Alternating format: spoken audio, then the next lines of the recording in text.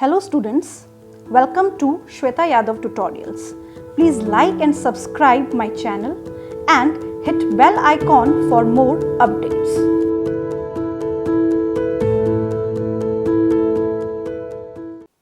Last video में हमने nephron का इंट्रोडक्टरी पार्ट पढ़ा था कि किडनी की जो स्ट्रक्चरल एंड फंक्शनल यूनिट है उसमें कौन कौन से डिफरेंट पार्ट्स होते हैं। इस वीडियो में हम हर एक पार्ट का डिटेल पढ़ेंगे कि कौन सा पर्टिकुलर पार्ट किस टाइप की सेल से बना है और उसकी क्या इम्पोर्टेंस है। तो सबसे पहले हम बात करेंगे यहाँ पे बोमेन्स कैप्सूल की। At the proximal or the close end of the nephron is expanded and curved inwardly to form a double-walled cup-shaped Bowman capsule. तो सबसे पहले ये टर्म क्या कह रही है कि बोमन्स कैप्सूल क्या है? At the proximal or close end of the nephron. आगे की तरफ, प्रॉक्सिमल मतलब आगे की तरफ, क्लोज एंड जो है नेफ्रॉन का, वहां पे एक double walled cup like structure present है और इसी double walled cup like structure को क्या बोलेंगे? Bowman's capsule. ये डबल वॉल्ड कप है, ये एक वॉल है इसकी और ये दूसरी वॉल है। So this double walled cup like structure is known as Bowman's capsule. Now, within the Bowman's capsule, a network or the tuft of capillary is present called glomerulus.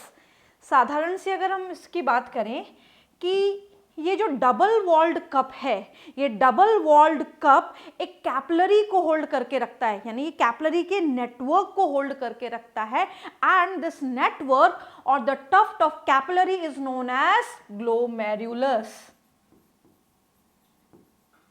Glomerulus. So this is Bowman's capsule and this tuft of capillary is glomerulus. तो यहाँ पे जो Bowman's capsule है वो double walled cup like structure है और उसके अंदर क्या प्रेजेंट है? कैपिलरी का नेटवर्क प्रेजेंट है और इस तरीके से दिखाई दे रहा है. डबल वॉल्ड कप है और इसमें प्रेजेंट है कैपिलरी का नेटवर्क और इस कैपिलरी के नेटवर्क को यहाँ पे नाम दिया गया है glomerulus or double walled Bowman's capsule. Now, it is formed by afferent arteriole.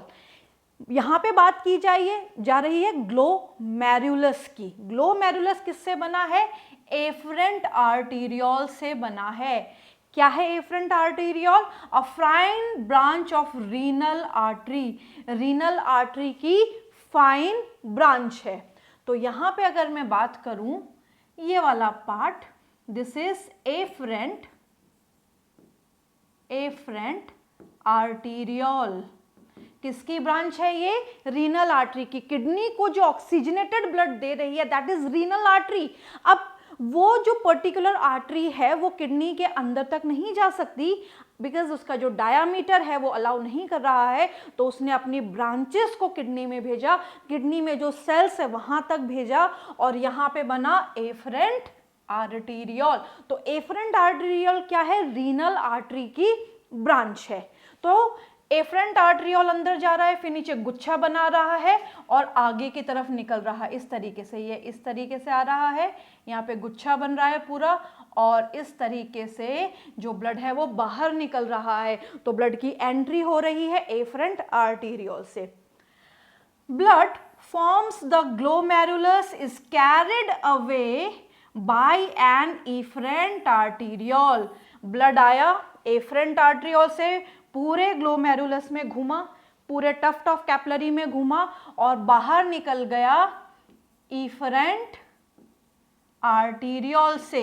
दोनों के डायामीटर में डिफरेंस है. ये बहुत इंपॉर्टेंट लाइन है कि एफरेंट आर्टीरियोल का जो डायामीटर है वो एफरेंट आर्टीरियोल के डायामीटर से ज्यादा बड़ा है, ब्रॉड डायामीटर है, या इसको अलग तरीके से भी बोल सकते हैं, एफरेंट आर्टीरियोल एफरेंट आर्टीरियोल से नैरो है इन सेंस ऑफ डायामीटर. अब यहां पे बात की जा रही है ग्लोमेरुलस की. तो ग्लोमेरुलस यहाँ पे खत्म हो जाता है, ब्लड आया और ब्लड निकल गया, एफरेंट से आया, एफरेंट से निकल गया। अब ये जो टफ्ट ऑफ कैपिलरी है, ये ग्लोमेरुलस में प्रेजेंट है। अब ग्लोमेरुलस कौन से स्पेशलाइज्ड सेल से बना है? We are talking about those cells. तो सबसे पहले बात करेंगे outer wall of Bowman's capsule. Bowman's capsule की आउटर वॉल, दिस वन, ये वाली जो वॉल है ये किससे बनी है? So this is made up of flattened squamous epithelial cell या फ्लैटेंड स्क्वैमस एपिथेलियम से बनी है। इसको एक और नाम दे सकते हैं, इसको हम बोल सकते हैं parietal. This is known as parietal part of the Bowman's capsule और the parietal cells of the Bowman's capsule किससे बनी है? फ्लैटेंड स्क्वैमस एपिथेलियम से बनी है। द इनर इन्वेजिनेटेड वॉल, अब दो बातें हैं यहाँ पे, एक बात हो गई आउटर की, तो आउटर की हम बात कर चुके हैं, ये वाला जो पार्ट है आउटर पार्ट है, ये किससे बना है? ये बना है स्क्वैमस एपिथेलियल सेल से। अब हम बात करेंगे इनर इन्वेजिनेटेड वॉल, यानी कि अंदर जो घूम रही है उस वाले की, दो हैं, तो बाहर वाली तो प्लेन है बट अंदर वाली जो है वो इन्वेजिनेटरी है। ये बाहर वाली तो प्लेन है और अंदर वाली इन्वेजिनेटरी है। तो हम बात कर रहे हैं अंदर वाली इन्वेजिनेटरी बोमेन्स कैप्सूल की वॉल के बारे में। So the inner invaginated wall that lines the concavity of the Bowman's capsule, ये किसको लाइन कर रही है? ये बोमेन्स कैप्सूल की कॉन्केविटी को लाइन कर रही है। ये कॉन्केविटी, कॉन्केविटी का मतलब है जो कॉन्केव साइड वाला पार्ट है उसको लाइन कर रही है। Is composed of special type of cells called podocyte. किससे बनी है? ये बनी है स्पेशल सेल से and the cells are known as podocytes. तो यहां पे ये है पोडोसाइट्स। अब ध्यान से समझें, यहां पे ये जो कैपिलरी नेटवर्क है ये तो है ग्लोमेरुलस का, ये वाला जो कैपिलरी नेटवर्क है ये वाला पूरा, इनके साथ साथ जो सेल्स हैं these cells are known as podocytes. और इसी को ही एनलार्ज करके यहाँ पे दिखाया गया है कि यहाँ पे ये पूरा का पूरा एक ग्लोमेरुलर कैपिलरी का सेक्शन है और इस ग्लोमेरुलर कैपिलरी के सेक्शन में पोडोसाइट्स भी हैं और पोडोसाइट्स जहाँ पे नहीं होते वहाँ पे प्रेजेंट होते हैं स्लिट पोर्स, यानी कि स्लिट डायफ्राम या स्लिट पोर्स प्रेजेंट होते हैं। तो ये वाला जो पार्ट है that is a slit pore. So here we are talking about podocytes. Podocytes कहाँ पे प्रेजेंट है? इनर वॉल पे प्रेजेंट है बोमेन्स कैप्सूल की। तो यहाँ पे इनर वॉल पे क्या प्रेजेंट है? पोडोसाइट्स प्रेजेंट है, ये पोडोसाइट्स है मान लीजिए। अब जहाँ पे पोडोसाइट्स नहीं है वहाँ पे, यानी कि उनके बीच में क्या है? दो पोडोसाइट के बीच में स्लिट है, तो स्लिट की वजह से यहाँ पे फिल्ट्रेशन पॉसिबल हो पाएगा और इसी को ही बोला जाता है स्लिट डायफ्राम या फिल्ट्रेशन स्लिट या slit pores. So here which are typically arranged in intricate manner so as to leave some minute spaces called filtration slit, slit pores और slit diaphragm. तो यहाँ पे क्या है कि इनके बीच बीच में छोटे छोटे पोर्स प्रेजेंट है जिसकी सहायता से फिल्ट्रेशन पॉसिबल हो पाता है। तो यहाँ पे फॉर एग्जाम्पल ये पोडोसाइट्स हैं और पोडोसाइट्स के बीच बीच में ये जो स्पेस बचा हुआ है, this particular space, this space, these are known as slit pore. अंदर तक नहीं आ रहा है, समझाने के लिए आपको दिखाया गया है कि किस तरीके से स्लिट पोर्स या स्लिट डायफ्राम यहाँ पे प्रेजेंट होते हैं एंड ये असिस्ट करते हैं फिल्ट्रेशन में। फिल्ट्रेशन जब हम आगे पढ़ेंगे तो उसमें हमें ये पता चलेगा कि किस तरीके से जब ब्लड किडनी में आता है और ब्लड का फिल्ट्रेशन हो जाता है, तो यहाँ पे स्लिट पोर्स मदद करते हैं। नेक्स्ट हम बात करेंगे, these cells are actually simple squamous cell. जो अंदर वाली जो सेल्स के बारे में बात हो रही है वो किसकी बनी है? सिंपल स्क्वैमस एपिथेलियल सेल की बनी है and bear finger like projections which are coiled around the capillary of the glomerulus. तो यहाँ पे ये जो डायग्राम है ये सेम चीज को रिपीट कर रहा है। ये जो पार्ट है ये ग्लोमेरुलस का है, और ये जो इन्वेजिनेट हो रही है इस तरीके से, ये इनर बोमन कैप्सूल की वॉल है। तो this is the inner invagination of the Bowman's capsule, और इसके आसपास प्रेजेंट है ग्लोमेरुलर कैपिलरी का नेटवर्क। तो यहाँ पे ये ग्लोमेरुलर कैपिलरी का नेटवर्क प्रेजेंट है। यहाँ पे जो सेल्स प्रेजेंट हैं, these cells are known as podocytes, इसको हम पोडोसाइट बोलते हैं। ग्लोमेरुलर की जो आउटर वॉल है उसको पैराइटल वॉल बोला जाता है या पैराइटल लेयर बोला जाता है, और अंदर वाली को बोला जाता है विसरल लेयर। तो यहाँ पे आउटर और इनर के हिसाब से भी हम इनको समझ सकते हैं। और यहाँ पे बीच बीच में प्रेजेंट होते हैं स्लिट पोर्स जो फिल्ट्रेशन में मदद करते हैं। तो यहाँ पे की पॉइंट्स क्या है, किससे बनी है? सिंपल स्क्वैमस एपिथेलियम से बनी है। पोडोसाइट्स प्रेजेंट होते हैं और उनके बीच बीच में क्या प्रेजेंट होते हैं? स्लिट पोर्स प्रेजेंट होते हैं। नेक्स्ट हम बात करेंगे Malpighian body. Glomerulus and its surrounding Bowman's capsule together form Malpighian body. Glomerulus and Bowman's capsule को जब हम एक साथ देखते हैं या कलेक्टिवली पढ़ते हैं तो इसी को ही हम बोलते हैं Malpighian body। और रीनल कॉर्पसल्स, इनको रीनल कॉर्पसल्स भी बोला जाता है एक साथ, या इनका एक और नाम है मेल्फिगियन कॉर्पसल्स। इनको मेल्फिगियन कॉर्पसल्स भी बोला जाता है। तो इनके 3 नाम है, Malpighian body first name, the second is the renal corpuscles and the third one is the Malpighian corpuscles। तो अगर क्वेश्चन आता है कि Malpighian बॉडी क्या है, तो Malpighian body is the glomerulus plus Bowman's capsule, they are collectively known as Malpighian body। Next question ये आ सकता है कि वेयर दे आर लोकेटेड, ये किडनी में कहाँ पे प्रेजेंट होते हैं? तो ये किडनी के कॉर्टेक्स पार्ट में प्रेजेंट होते हैं जिसको हम बोलते हैं रीनल कॉर्टेक्स। तो ये 2 इंपॉर्टेंट क्वेश्चन आ सकते हैं कि इनको कलेक्टिवली क्या बोलते हैं और ये किडनी के किस रीजन में प्रेजेंट होते हैं। नेक्स्ट हम बात करते हैं प्रॉक्सिमल कॉन्वोल्यूटेड टिब्यूल के बारे में। नेफ्रॉन में जब बोमन्स कैप्सूल आगे एक्सटेंड करता है तो वो एक ट्विस्टेड टिब्यूल में एक्सटेंड करता है, like this way.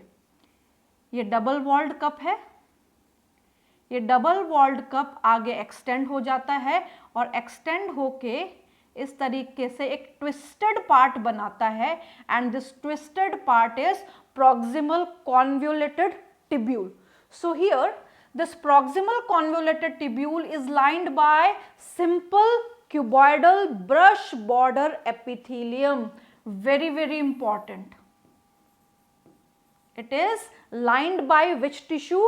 it is lined by simple cuboidal brush border epithelium। क्या मतलब है इसका? brush border epithelium का क्या मतलब है? ये है PCT का सेक्शन, और इस PCT के सेक्शन में हमें सेल्स दिखाई दे रही हैं, and these cells are known as cuboidal cell. ये क्यूबॉइडल सेल्स हैं, और इन क्यूबॉइडल सेल्स पे अगर हम इनका एंड देखें, ये वाला पार्ट देखें, तो यहाँ पे प्रेजेंट है brush border, like this way. This is a brush border epithelium. Why it is brush border? ये ब्रश बॉर्डर के नाम से क्यों बहुत ज्यादा फेमस है? Because the brush border is because of the presence of microvilli. यहाँ पे प्रेजेंट है microvillis, and what is the function of the microvillis? Which increases the surface area for absorption. तो यहाँ पे भी सेम फंक्शन परफॉर्म करेगी, और यहाँ पे भी माइक्रोविलाई का वही फंक्शन होगा जो माइक्रोविलाई का इंटेस्टाइन में फंक्शन होता है। बट चीजें डिफरेंट हैं, एब्जॉर्प्शन में जो मटेरियल है, जो सब्सटेंसेस हैं वो डिफरेंट है। तो यहाँ पे माइक्रोविलाइज प्रेजेंट है इसलिए ब्रश बॉर्डर है, और माइक्रोविलाइज जहाँ पे प्रेजेंट होती है वहाँ पे एब्जॉर्प्शन होता है। सो here the simple cuboidal brush border epithelium present है पीसीटी में, that is proximal convoluted tubule. अब क्वेश्चन ये है कि इसको प्रॉक्सिमल कॉन्वोल्यूटेड ट्यूब्यूल बोला क्यों है और ये कहाँ पे लोकेटेड है। प्रॉक्सिमल मतलब ये है कि ये बोमेंस कैप्सूल के जस्ट बाद शुरू हुआ है। प्रॉक्सिमल यानी कि पहले आने वाला। दो कॉन्वोल्यूटेड ट्यूब्यूल हमने लास्ट क्लास में पढ़े थे, डीसीटी एंड पीसीटी, जो पहले आ रहा है दैट इज प्रॉक्सिमल।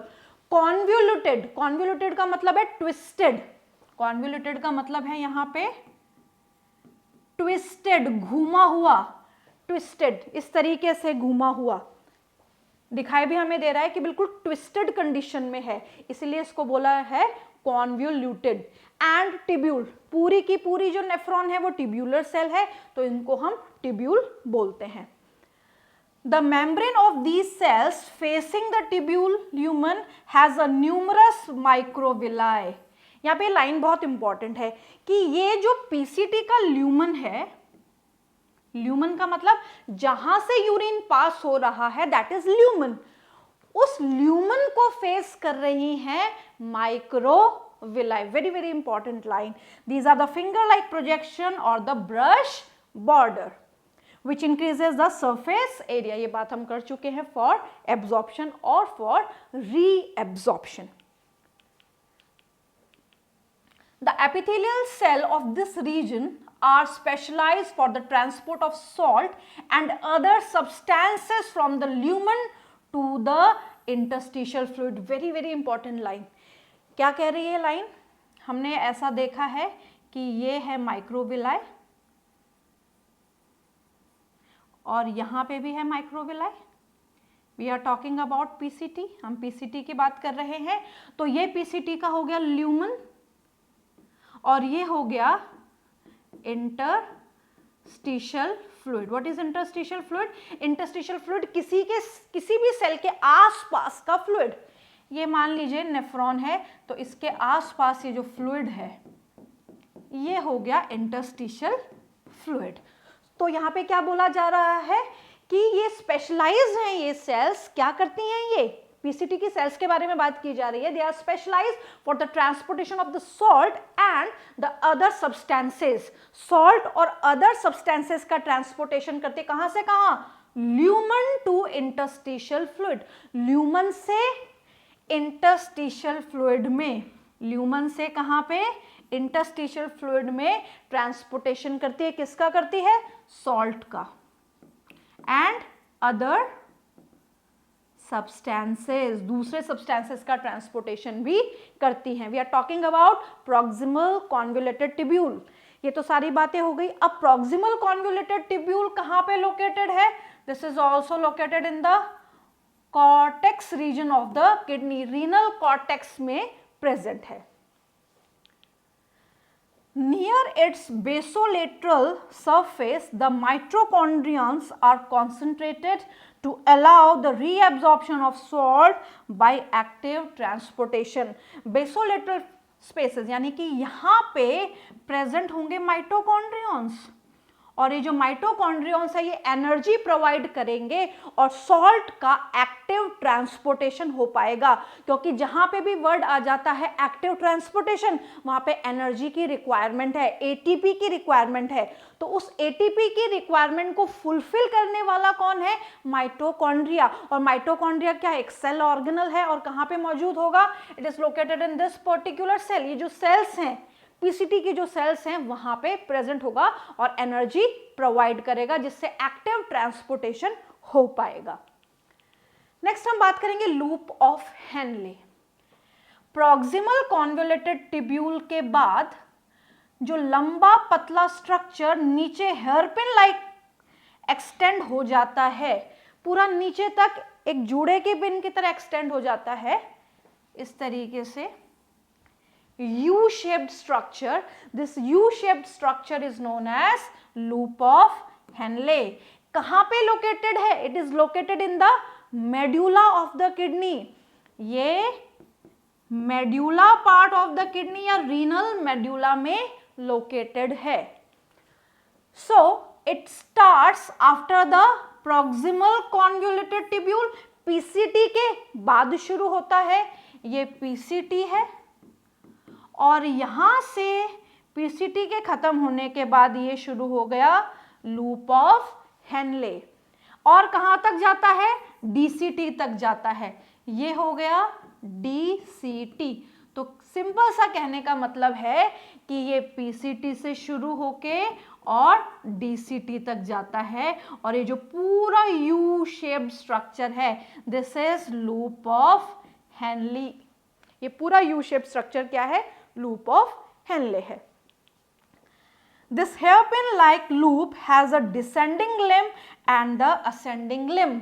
इस हेयरपिन में दो लूप है, एक नीचे जाने वाला रास्ता, फिर नीचे से ऊपर आने वाला रास्ता। जो ऊपर से नीचे जा रहा है वो डिसेंडिंग लिम्ब, जो नीचे से ऊपर जा रहा है वो असेंडिंग लिम्ब। तो सबसे पहले हम बात करेंगे डिसेंडिंग लिम्ब के बारे में। ये है पीसीटी,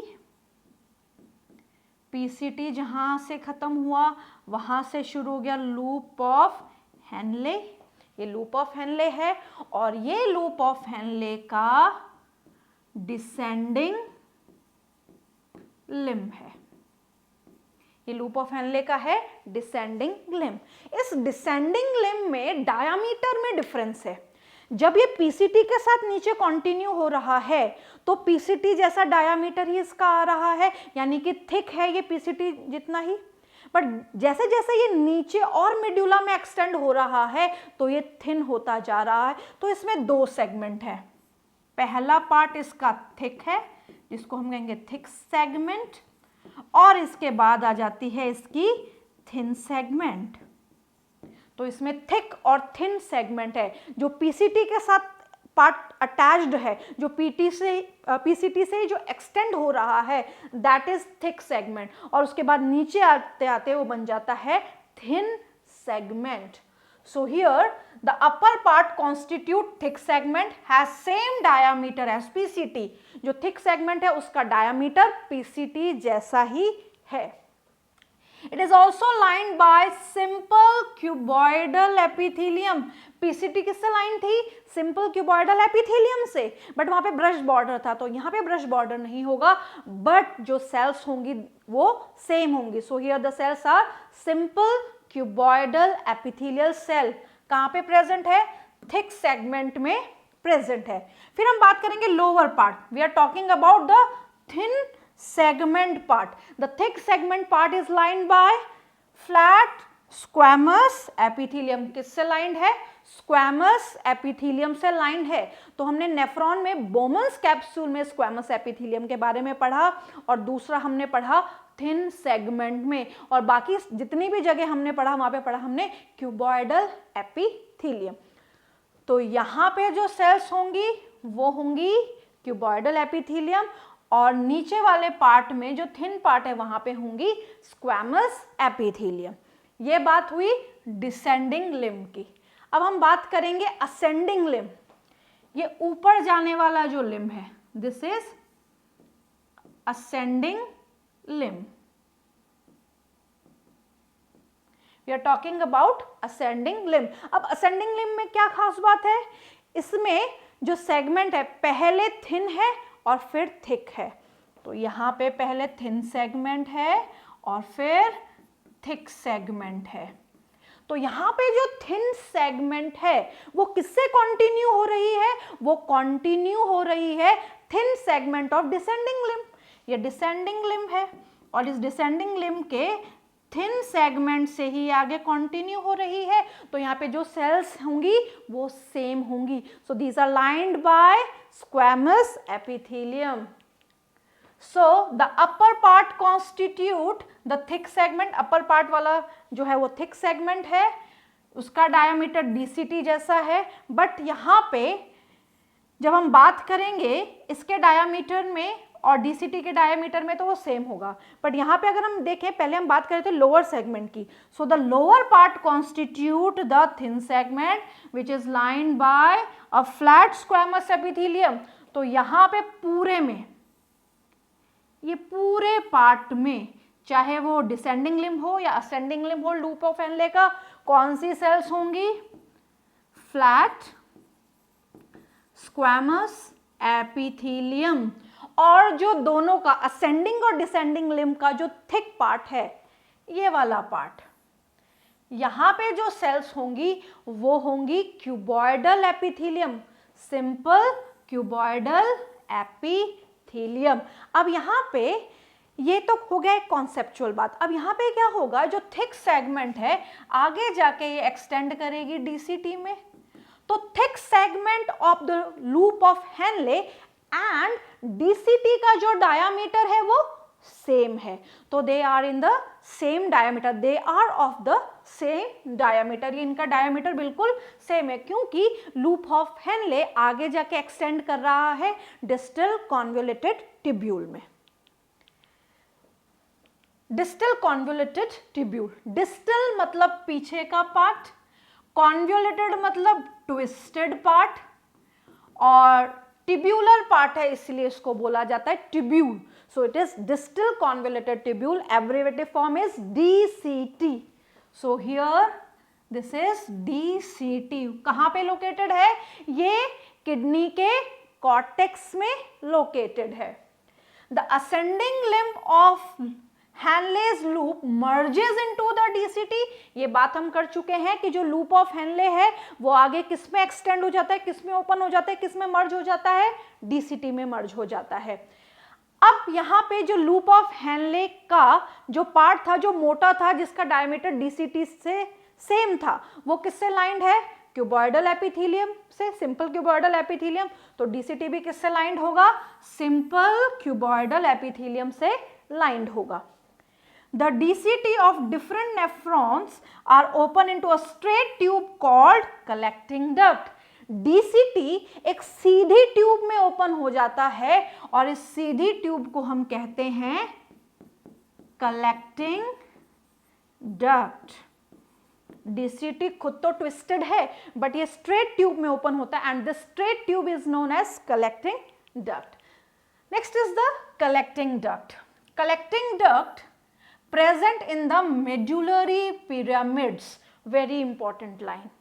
कलेक्टिंग डक्ट कहाँ पे प्रेजेंट होंगी? मेडुला रीजन में प्रेजेंट होगी, और मेडुला रीजन में भी मेडुलरी पिरामिड्स, क्योंकि मेडुला रीजन में क्या प्रेजेंट है? मेडुलरी पिरामिड है। तो एक मेडुलरी पिरामिड आपको यहाँ पे दिखाया गया है।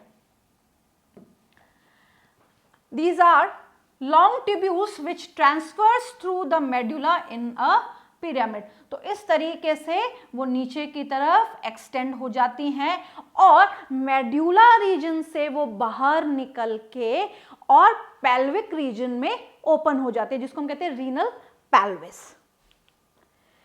इन the papillae of the medulla pyramids या medullary pyramid several adjacent collecting ducts are converged to open into a common short thick duct of Bellini और the papillary duct। बहुत इंपॉर्टेंट लाइन है कि हमारी किडनी में मेडुला रीजन या cortex reason में बहुत सारे नेफ्रॉन्स प्रेजेंट है, उनमें बहुत सारी कलेक्टिंग डक्ट्स हैं।